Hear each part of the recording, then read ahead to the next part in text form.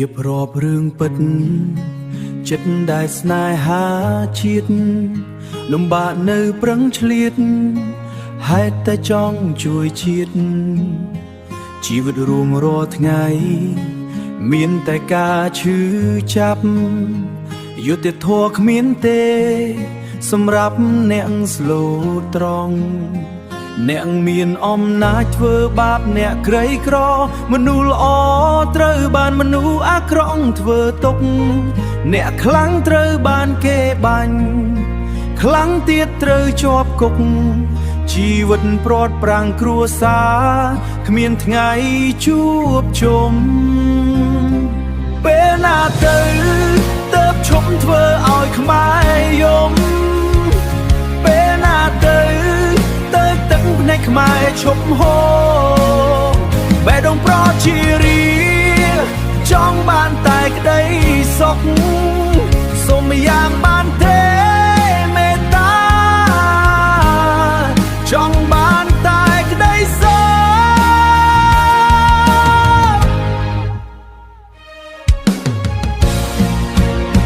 សូមយ៉ាងបានទេមេត្តា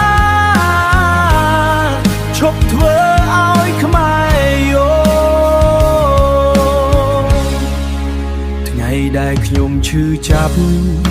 ខ្ញុំនឹងចងចាំទុកយកការឈឺចាប់ធ្វើជាកម្លាំងចិត្តមិនឲ្យទឹកភ្នែកនឹងការលះបង់អ្នក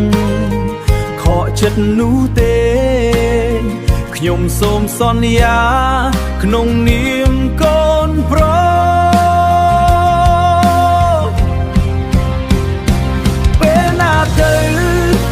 ឈប់ធ្វើឲ្យខ្មែរយំពេលណាទៅទឹកភ្នែកខ្មែរឈប់ហូ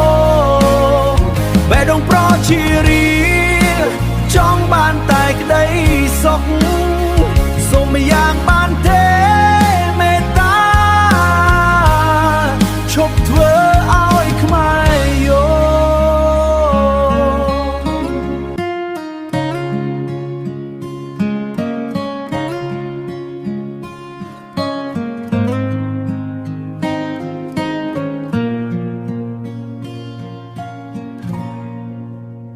់រៀបរាប់រឿងពិតចិត្តដែលស្នេហាជាតិលំបាកនៅប្រឹងឆ្លៀតហេតុតែចង់ជួយជាតិជីវិតរួមរាល់ថ្ងៃមានតែការឈឺចាប់យុត្តិធម៌គ្មានទេសម្រាប់អ្នកស្លូតត្រង់អ្នកមានអំណាចធ្វើបាបអ្នកក្រីក្រមនុស្សល្អត្រូវបានមនុស្សអាក្រក់ធ្វើទុកអ្នកខ្លាំងត្រូវបានគេបាញ់ខ្លាំងទៀតត្រូវជាប់គុកជីវិតព្រាត់ប្រាំងគ្រួសារគ្មានថ្ងៃជួបជុំពេលណាទៅឈប់ធ្វើឲ្យខ្មែរយំពេលណាទៅទឹកភ្នែកខ្មែរឈប់ហូរបេះដូងប្រជារា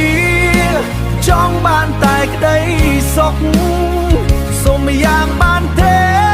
មេត្តាចង់បានតែក្តីសុខ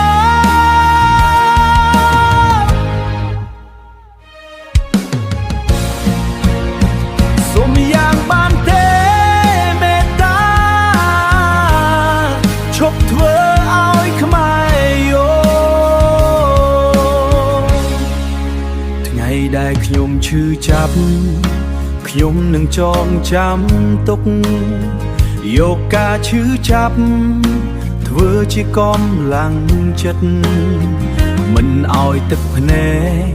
នឹងការលះបង់អ្នកខកចិត្តនោះទេ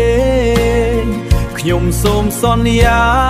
ក្នុងនាមកូនប្រុសពេលណាទៅឈប់ធ្វើឲ្យខ្មែរយំពេលណាទៅទឹកភ្នែកខ្មែរឈប់ហូរបេះដូងប្រជារាចង់បានតែក្តី សុខសូមយ៉ាងបានទេមេត្តាឈប់ធ្វើ